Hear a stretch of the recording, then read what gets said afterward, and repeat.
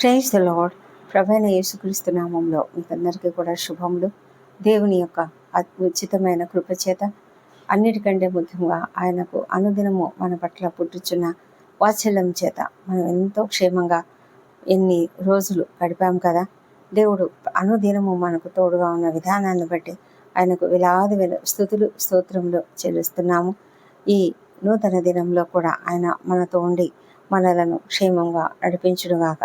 ఈ దినము మరి దేవుడిస్తున్నటువంటి గొప్ప హెచ్చరిక. కాబట్టి సహోదరులారా, పరిశుద్ధమును దేవునికి అనుకూలమునైన సజీవ యాగముగా మీ శరీరములను ఆయనకు సమర్పించుకొనుడని దేవుని వాత్సల్యమును బట్టి మిమ్మును బ్రతిమాలుకొనుచున్నాను. ఇట్టి సేవ మీకు యుక్తమైనది. ఈ మాటలు అపొస్తలుడైన పౌలు రోమీలకు రాసిన పత్రికలో రోమీలకు ఆ సంఘానికి రాస్తున్నటువంటి మాటలు. మరి 12వ అధ్యాయము 1వ వచనము. అయితే కాబట్టి అనే మాట ఇక్కడ మనం చూస్తున్నాం. కాబట్టి అంటే అంతకుముందుగా దేవుడు పౌలు గారు ఏం చెప్పారు అంటే, స్వార్థ విషయము ఆయన ఏ విధమైనటువంటి కష్టము అనుభవించాడు, ఏ విధంగా అతడు ప్రయాసపడ్డాడు, ఏ విధంగా కృపావరములు కలిగి ఉండి మరి పిలుపు విషయంలో ఎంతో జాగ్రత్తగా ఉంటూ తాను ఏ విధంగా పనిచేశాడు, అదంతా కూడా చెప్తూ దేవుని యొక్క బుద్ధి జ్ఞానముల బాహుళ్యము ఎంతో గంభీరము, ఆయన తీర్పులు శోధింపని ఎంతో అశక్యములు, ఆయన మార్గములు ఎంతో అగమ్యములు అని దేవుని స్తుతిస్తూ ఘనపరుస్తూ ఆయన ఈ మాటలు చెప్తున్నాడు. ఈ లోకంలో సమస్తము కూడా ఆయన ద్వారాను ఆయన నిమిత్తమును కలిగి ఉన్నవి. కాబట్టి ఆయనకే మహిమ కలుగును గాక అని చెప్తూ మరి పౌలు గారు ఈ మాటలు చెప్తున్నారు. అయితే మన యొక్క జీవితము ఒక సజీవ యాగముగా ఉండాలి. ప్రభువైన యేసుక్రీస్తు నీ కొరకు నా కొరకు తన యొక్క శరీరమును బలియాగం చేసుకుని ఆ శిలువ పైన నీ పాపములు నా పాపములు మోసి మన శాపములు మన బాధలు వ్యసనములు అన్నీ వహించుకొని మనకు విమోచన ఇవ్వడానికి ఆయన అక్కడ మరణించి తిరిగి లేవడం జరిగింది. అయితే మరి ఆయన యొక్క ఆ సజీవ బలి యాగము ఎంత గొప్పది, ఎంత అద్భుతంగా మనల్ని విమోచించింది. మరి మనము దేవునికి మన శరీరములను ఆ విధంగానే సజీవ యాగముగా సమర్పించుకోవాలి అని మరి పౌలు గారు మనకు ఒక హెచ్చరికను చేస్తూ ఉన్నాడు. ఎందుకంటే ఈ లోకంలో మనము రకరకాల పరిచర్యలు చేస్తూ ఉంటాము దేవుని కొరకు. అయితే ఆ పరిచర్యలన్నీ కూడా మనం ఎలా చేస్తున్నాము, ఏ ఉద్దేశంతో చేస్తున్నాము, మనకున్నటువంటి మోటివ్ ఏమిటి, మనము అదంతా కూడా మనల్ని మనం పరిశీలించుకోవాలి. మన హృదయాలను పరిశోధించుకోవాలి. ఎంతోమంది పేరు కొరకు, ఎంతోమంది తమకు రావాల్సిన ఆధిక్యతను కోరుకొని, లేకపోతే మరి ఏదైనా డబ్బు కొరకు ఆశపడి, కానుకల కొరకు ఆశపడి, ఇలా రకరకాలుగా పనులు చేస్తూ ఉంటారు. అయితే ప్రభువు నీ హృదయంను ఆయన చూస్తున్నాడు. నీ హృదయంలో ఎలాంటి కోరిక ఉన్నది, ఎలాంటి ఆసక్తి ఉన్నది, నీ యొక్క హృదయంలో దేవునికి నీవు చేస్తున్నటువంటి ఆ పని యొక్క మోటివ్ ఏమిటి, అది ఆయన చూస్తున్నాడు. మరి చూడకుండా ఆయనకు మనం అనుకుంటాము నన్ను ఆయన గమనించడం లేదులే, ఈ లోకంలో ఎంతోమంది మనల్ని గమనించడం లేదు అని మనం అనుకుంటాం. అందరూ మరి ఆ యొక్క ఎవరైనా ఒక దైవ సేవకుడు లేకపోతే ఎవరైనా పరిచర్య చేస్తున్నటువంటి వారి యొక్క జీవితాలను అవన్నిటిని కూడా పట్టించుకోరు.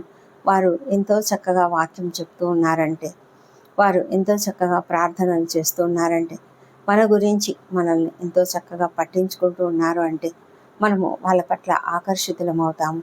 వారికి మనము ఎన్నో రకాలుగా సహాయం చేస్తాము. మరి చందాలు కానుకలు ఇస్తాము. ఇదంతా కూడా మనం దేవునికి ఇస్తున్నాము అని మనం అనుకుంటాం. కానీ వారి హృదయములు ఎలా ఉన్నాయో మనకు తెలియదు.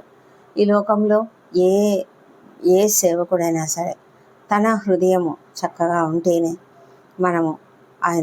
దేవుడు ఆయన యొక్క పరిచర్యను అంగీకరిస్తాడు. మరి మనల్ని మనము ఆయనకు సరెండర్ చేసుకోకుండా, ఆయనకు అప్పగించుకోకపోతే మనం ఎంత గొప్పగా సేవ చేసినా ప్రయోజనం లేదు.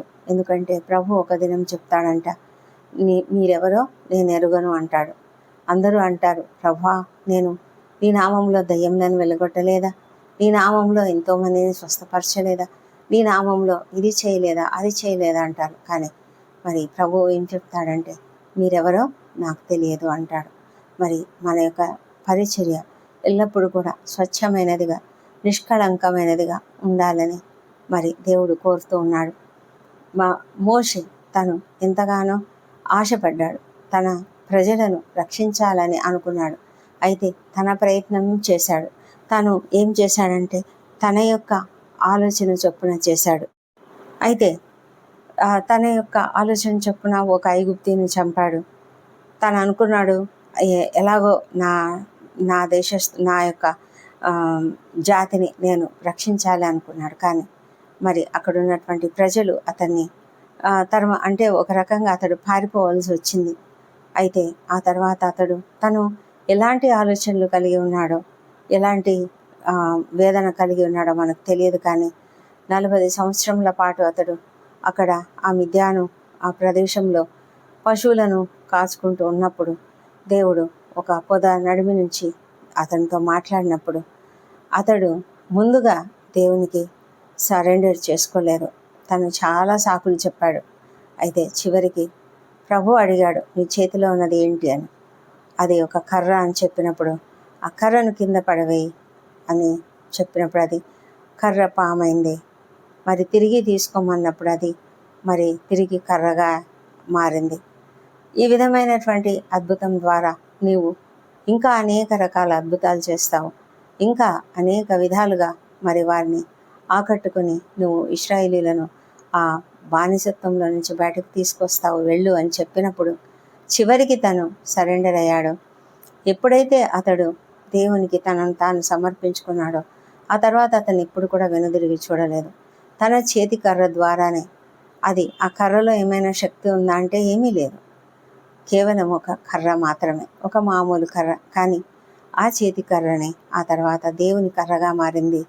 కనుక ఆ దేవుని కర్ర ద్వారా అతడు చేసినటువంటి అనేకమైన అద్భుతములు, అది ప్రభు యొక్క బాహు సహాయంతోనే చేసిన ఆ అద్భుత కార్యములను బట్టి ఎన్ని రకాలుగా మరి ఐగుప్తీయులను హింసించాడు. అంటే వాళ్ళను మానసిక వేదనకు, శారీరకంగా కూడా వేదనకు గురి చేయడం, చివరికి వారు తట్టుకోలేక మరి వెళ్ళండి, వెళ్ళిపోండి అని చెప్పడం జరిగింది కదా. మరి ఆ తర్వాత అరణ్యంలో కూడా మనం చూస్తాము, మరి వారు పారిపోతున్న సమయంలో మొట్టమొదటి గొప్ప క్రియ సముద్రమును రెండుగా చీల్చడం. అదేమన్నా మోషే చేతి కర్రతోనే అయిందా? కాదు కదా. దేవుని చెయ్యి కూడా ఆ కర్ర పక్కనే ఉంది. మరి ఆ విధంగా ఆ గొప్ప అద్భుత కార్యం జరిగింది. ఆ కర్రతోనే అనేకమైన అద్భుతములు మరి మోషే ద్వారా దేవుడు చేయించాడు. మరి అలాంటి ఒక గొప్ప మామూలు కర్ర దేవుని కర్రగా మారుతుంది. నీవు దేవుని కొరకు నిన్ను నీవు సమర్పించుకొని నీవు దేవుని పరిచర్య చేసినట్లయితే ఆ పరిచర్య ఎంతో అద్భుతకరంగా ఉంటుంది.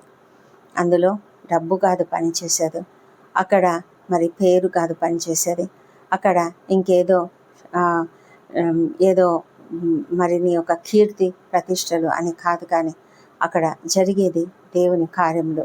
అక్కడ జరిగే దేవుని కార్యములే దేవుడు అంగీకరిస్తాడు. ఎంతోమంది అనేక రకాలుగా స్వస్థతలు చేస్తూ ఉండవచ్చు, ఎన్నో రకాలుగా అపవిత్రాత్మను వెళ్ళగొడుతూ ఉండొచ్చు, అద్భుతములు చేస్తూ ఉండవచ్చు. కానీ అవన్నీ కూడా నీ యొక్క హృదయంలో నిన్ను నీవు సమర్పించుకోవడం అన్న పరిస్థితి లేకపోతే మాత్రం ఏ పరిస్థితి, ఏ గొప్ప కార్యమైనా కూడా దేవుని ముందు పనికిరాదు. దేవుడు దానిని అంగీకరించడు. కాబట్టి మనం ఎంతో జాగ్రత్తగా ఉండాలి. దేవుని కొరకు పరిచర్య చేయాలని ఎంతోమంది ఇష్టపడతారు. అయితే ఆ ఇష్టంలో మన యొక్క హృదయము దేవునికి సమర్పించుకొని ఉన్నట్లయితేనే, సజీవ యాగముగా మన శరీరములను సమర్పించుకొని, మన హృదయములను సమర్పించుకొని మనం చేసే ప్రతి చర్య కూడా ఎంతో అద్భుతంగా ఉంటుంది, ఎంతో శక్తివంతంగా ఉంటుంది, అనేక ఆత్మలను దేవుని వైపునకు నడిపించేదిగా ఉంటుంది. కాబట్టి మనము ఎల్లప్పుడూ కూడా ఆ విషయంలో జాగ్రత్త పడడానికి దేవుడు మనకు కృప చూపించునుగాక. మన పరిచర్య చిన్నది కావచ్చు, కొద్దిది కావచ్చు, అయినా కూడా మీరు కొంచెంలో నమ్మకంగా ఉన్నట్లయితే దేవుడు ఇంకా అత్యధికంగా ప్రతి అనేక విషయాలపైన నమ్మకస్తునిగా నిన్ను నియమించగలడు. కాబట్టి మనం ఎంతగా జాగ్రత్తగా మనల్ని మనం తగ్గించుకోవాలి కదా. దేవుడు ఎవరైతే తను తాను తగ్గించుకుంటాడో వారిని హెచ్చిస్తాడు. ఆ విషయం మనం ఎల్లప్పుడూ కూడా జ్ఞాపకం ఉంచుకుందాం. దేవుడు ఈ కృపావార్తను దీవించునుగాక. ప్రార్థించుకుందాం. పరిశుద్ధమైన దేవ, సర్వశక్తిమంతుడా, నీకు వందనములు, స్తోత్రములు నాయన. అద్భుతకరుడవు, ఆశ్చర్యకరుడవు తండ్రి. మా ప్రభా, మా జీవితాలలో మేము చేస్తున్నటువంటి మా పరిచర్యను మీరు చూస్తున్నారు దేవా. మా హృదయం ఎలాంటివో మీరు గమనిస్తున్నారు. కాబట్టి మమ్మల్ని మేము ఎంతగానో పరిశోధించుకుంటూ దినదినము తండ్రి మమ్మల్ని మేము సరి చేసుకుంటూ ప్రభా, మేము మా శరీరములను సజీవ యాగముగా నీకు సమర్పించుకున్నట్లుగా సహాయం చేయండి. అవును, అవి పరిశుద్ధమును దేవునికి అనుకూలముగా ఉండే సజీవ యాగముగా ఉండాలి మా ప్రభా తండ్రి. ఆ విధంగా ఉండాలని మేము ఎంతగానో నిన్ను ప్రార్థిస్తున్నాము. మా శరీరములు, మా హృదయాలు, మాలో ఉన్నటువంటి మరి సమస్తము ఆలోచనలు, తలంపులు అన్నీ కూడా నీకు అనుకూలంగా ఉండినట్లుగా మా హృదయాలను సరిచేయండి దేవా. మా హృదయాలను మేము నీకు సమర్పించుకోవడానికి, సజీవ యాగంగా సమర్పించుకోవడానికి, మా శరీరములను సమర్పించుకోవడానికి తండ్రి మాకు సహాయం చేయమని ప్రార్థిస్తున్నాం ప్రభా. తండ్రి ప్రభా, మేము చేసే పరిచర్య చిన్నదే కావచ్చు, కానీ ఆ చిన్న పరిచర్య అయినా సరే తండ్రి అది ఎంతో నీకు అనుకూలమైనదిగా ఉండినట్లుగా, నీ చిత్తానుసారమైనదిగా ఉన్నట్లయితే తండ్రి అది ఎంతగానో అద్భుతంగా కొనసాగుతుంది. అవును, మాలో తండ్రి ఎన్నో కోరికలు, కొంతమంది ఎన్నో కోరికలతో ఆయన ఉన్నట్లయితే తండ్రి దానిని మీరు సరి చేసుకోమని మాకు హెచ్చరిక ఇస్తుండగా తండ్రి మేము ఆ హెచ్చరికను తీసుకొని ఎంతో జాగ్రత్తగా మమ్మల్ని మేము సరి చేసుకోవడానికి కృప చూపించమని ప్రార్థిస్తున్నాం ప్రభా. దయగల దేవుడవు తండ్రి. తండ్రి నీ యొక్క కృప చేతనే మేము ఏదైనా చేయగలము. నీవు మాకిచ్చిన ప్రతి తలాంతును బట్టి నీ వందనంలో, మాకిచ్చిన ప్రతి విధమైనటువంటి గొప్ప పరిచర్య గుణమును బట్టి నీకు వందనంలో. అయితే ఆ పరిచర్య అంతయు నీకు ఇష్టమైన రీతిగా ఉండునట్లుగా మాకు సహాయం చేయమని నిన్ను బ్రతిమాలి వేడుకుంటున్నాము దేవా ప్రభా. ఈ దినమంతయు మాకు తోడైండుమని వేడుకొంచున్నాము. మా పనులన్నిట్లో మాకు విజయం అనుగ్రహించండి. నీకు మహిమకరంగా మమ్మల్ని వాడుకోనండి. విద్యార్థులను దీవించండి. వారికి కూడా మంచి ఆరోగ్యము, శక్తిని, బలమును, జ్ఞానమును అనుగ్రహించి తండ్రి వారి యొక్క తలంపులన్నీ కూడా సఫలం చేయండి. ఎంతోమంది పరీక్షలు రాసి రిజల్ట్ కొరకు ఎదురు చూస్తున్నారు. చక్కటి ఉత్తీర్ణత అనుగ్రహించండి. ఎవరెవరైతే ఉన్నత చదువుల కొరకు సిద్ధపడుతున్నారో, అనేక మంది కాంపిటేటివ్ ఎగ్జామ్స్ కొరకు సిద్ధపడుతుంటుండగా ప్రతి ఒక్కరిని కూడా మీరు జయప్రదంగా నడిపించమని వేడుకొంచున్నాం ప్రభా. నీ బిడ్డలు ఎప్పుడు కూడా ఉన్నతమైన స్థితిలోనే ఉండాలి. ఆ విధంగా ప్రతి ఒక్కరిని నడిపించున్నాయన మా తండ్రి దేవా. ప్రతి ఒక్కరి ప్రయాణాలలో క్షేమమును అనుగ్రహించండి, భద్రతను అనుగ్రహించండి దేవా. మరి ఎవరైతే ఇంటర్వ్యూలకు హాజరవుతున్నారో వారికి తప్పకుండా విజయం అనుగ్రహించండి. ఎంతోమంది ప్రభా మరి నిరుద్యోగ స్థితిలో ఉంటూ ఎంతగానో కష్టపడుతూ ఉన్నారు, మానసికంగా కృంగిపోతూ ఉన్నారు ప్రభా. అప్పుల సమస్యతో, ఆర్థిక ఇబ్బందులతో బాధపడుతున్నారు. కృప చూపించి వారికి సహాయం చేయమని వేడుకొంచున్నాము తండ్రి. వారి యొక్క పరిస్థితిని బాగు చేయండి. వారి ఎదుట ఆ యొక్క అనేక మార్గములను తెరవమని తండ్రి. వారు ఏం చేసినా, ఏ చిన్న పని చేసినా అది మరి ఎంతో సక్సెస్ఫుల్గా జరుగునట్లుగా అభివృద్ధిలోనికి తీసుకురమ్మని ప్రార్థిస్తున్నాం ప్రభా. మరి వివాహ ప్రయత్నం సఫలం చేయండి. సంతానం కొరకు ఎదురు చూస్తున్న బిడ్డలను మీరు దర్శించి వారిలో తప్పకుండా చక్కటి సంతానమును అనుగ్రహించమని ప్రార్థిస్తున్నాం ప్రభా. మా తండ్రి, గర్భిణీ స్త్రీలను ఆశ్రయించండి. వారికి సుఖమైన ప్రసవం అనుగ్రహించండి. కుటుంబాలలో సంతోషము, సమాధానం అనుగ్రహించండి. ఎవరు కూడా కలతలతో లేకుండా మీరు కాపాడమని వేడుకొంచున్నాం నాయన మా ప్రభా తండ్రి. మరి ఎవరెవరైతే వృద్ధులు ఉన్నారో, చిన్నారులు ఉన్నారో వాళ్ళందరినీ ఎంతో క్షేమంగా కాపాడండి. ప్రాముఖ్యంగా ఎండల తీవ్రత అధికంగా ఉంటుండగా ప్రతి ఒక్కరిని కూడా మీరు కనికరించమని ప్రార్థిస్తున్నాము. ఎవరైతే అనారోగ్యంతో ఉన్నారో వారిని స్వస్థపరచండి తండ్రి. ఎంతోమంది భయంకరమైన వ్యాధులతో ఉన్నారు, క్యాన్సర్ వ్యాధులతో ఉన్నారు, కిడ్నీ వ్యాధులు, లివర్ వ్యాధులు, బ్రెయిన్ సమస్య వ్యాధులు సంబంధించిన వ్యాధులు, లంగ్స్లో ప్రాబ్లంతో ఉన్నారు నాయన. వాళ్ళందరినీ కూడా కనికరించి స్వస్థపరచండి మా ప్రభా నాయన. మరి ఊపిరాడని స్థితిలో మరి దగ్గు, దగ్గుతో ఉన్నటువంటి వాళ్ళను కూడా స్వస్థపరచమని ప్రార్థిస్తున్నాము. మా ప్రభా తండ్రి, అనేక మంది మరి కొన్ని వెదర్ ప్రాబ్లమ్స్ వల్ల కూడా అనేక రకాల సమస్యలు ఎదుర్కొంటున్నారు. దేవా ప్రభా, అనారోగ్యం నుంచి ప్రతి ఒక్కరికి స్వస్థత అనుగ్రహించండి. మా ప్రభా, ఆర్థరైటిస్ వల్ల బాధపడుతున్న వారికి స్వస్థత అనుగ్రహించండి నాయన. మా తండ్రి దేవా, మరి సర్జరీలు గుండా వెళ్తున్నటువంటి వారికి కావాల్సిన శక్తిని, బలం అనుగ్రహించి ఆ యొక్క సర్జరీని ద్వారా క్షేమంగా కోలుకునేలాగా సహాయం చేయమని ప్రార్థిస్తున్నాము. డాక్టర్లకు, నర్సులకు, ఇతర సిబ్బందికి మంచి జ్ఞానం అనుగ్రహించమని, ఓపికను, సహనమును అనుగ్రహించమని కూడా ప్రార్థిస్తున్నాం తండ్రి. మా తండ్రి దేవా, మరి పనిచేయని కిడ్నీలు ఏ శ్రమంలో పనిచేయను గాక. మా ప్రభా, డయాలసిస్ గుండా వెళ్ళే అవసరత లేకుండా చేయమని, ప్రభా కీమోథెరపీల గుండా వెళ్ళే అవసరత లేకుండా చేయమని ప్రార్థిస్తున్నాం. ఎంతోమంది కాళ్ళ నొప్పులు, కీళ్ళ నొప్పులు, కండరాల నొప్పులు, ఇంకా నరాల సంబంధిత వ్యాధులు అనేకముతో, మైగ్రేన్ తలనొప్పులతో, మరి తలనొప్పులతో, రకరకాల తలనొప్పులతో బాధపడుతున్నారు నాయన. మరి షోల్డర్ పెయిన్తో, నెక్లో పెయిన్తో ప్రభా ఎంతమంది కష్టపడుతున్నారు తండ్రి. వారిని అందరినీ కూడా కనికరించి ప్రతి ఒక్కరికి సంపూర్ణ స్వస్థత యేసు నామంలో కలుగునుగాక. ప్రభా, మరి ఇంకా అన్యాయానికి గురైన వారికి న్యాయం జరిగించండి తండ్రి. మీరు వారి పక్షంగా వ్యాజ్యమాడమని ప్రార్థిస్తున్నాం. ల్యాండ్ సమస్యలు, కోర్టు సమస్యలతో బాధపడుతున్న ప్రతి ఒక్కరిని కూడా బాగు చేయండి. వారికి తగిన సహాయం అనుగ్రహించండి, నెమ్మదిని అనుగ్రహించండి. మా ప్రభా తండ్రి, మరి ఎంతోమంది ఉద్యోగ స్థలాలలో అనేక రీతిలుగా అవమానాలకు గురవుతున్న వారు ఉన్నారు. వారిని అందరినీ కూడా కనికరించి సహాయం చేయమని, ప్రభా పరిస్థితిని నీ అదుపులోకి తీసుకురమ్మని ప్రార్థిస్తున్నాము. దేవా ప్రభా, మరి ప్రపంచమంతటా శాంతిని, సమాధానం అనుగ్రహించండి. యుద్ధ వాతావరణం తీసివేయండి నాయన. మా ప్రభా, ఇజ్రాయెల్ దేశంలో దీవించండి.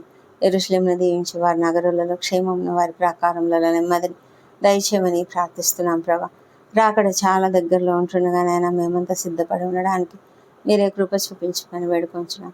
ఇంకా ఎవరెవరైతే నేను అంగీకరించలేదో వారిని అందరినీ మీరు అంగీకరించండి. వారి హృదయాలను తెరవండి ప్రభా. వారి మనోనేతరాలను వెలిగించండి. ఎంతోమంది భయంకరమైన వ్యసనాలకు గురై ఉన్నారు. వాటన్నిటి నుంచి ఏ శ్రమంలో విడుదల ప్రతి ఒక్కరికి కలుగునుగా. దేవా, ఈ ప్రార్థనలో ఏకీభవిస్తున్న ప్రతి ఒక్కరిని కూడా దీవించమని ప్రార్థిస్తున్నాం. సేవకులను ఆశ్రయించి వారందరి సేవను మీరు దీవించండి. మరి ఎంతోమంది సేవకులు తమ మందిరములు నిర్మాణం చేసుకుంటుండగా ఆర్థికమైనటువంటి ప్రతి అవసరతను తీర్చమని ప్రార్థిస్తున్నాము. వారి కుటుంబాలను కూడా మీరు ఆశీర్వదించమని వేడుకొంచున్నాము తండ్రి. ఈ దినం బర్త్డేలు, వివాహ దినం జరుపుకుంటున్న బిడ్డలను దీవించండి. గడిచిన సంవత్సరం అంతా మీరు వారికి చేసిన ప్రతి మేలును బట్టి నీకు వందనములు. రాబోయే సంవత్సరంలో ఇంకనూ అధికమైన మేలులను వారికి అనుగ్రహించమని ప్రార్థిస్తున్నాం తండ్రి. ఆ ప్రార్థనలన్నీ మీరు అంగీకరించి జవాబులు ఇచ్చినందుకు నీకు వందనములు. ఈ ప్రార్థనలన్నీ మా ప్రభువును, మా ప్రియ రక్షకుడునైన యేసుక్రీస్తు నామములో అడిగి పొంది ఉన్నామని నమ్ముతూ నీకు స్తోత్రం తెలుస్తున్నాం తండ్రి. Amen, amen.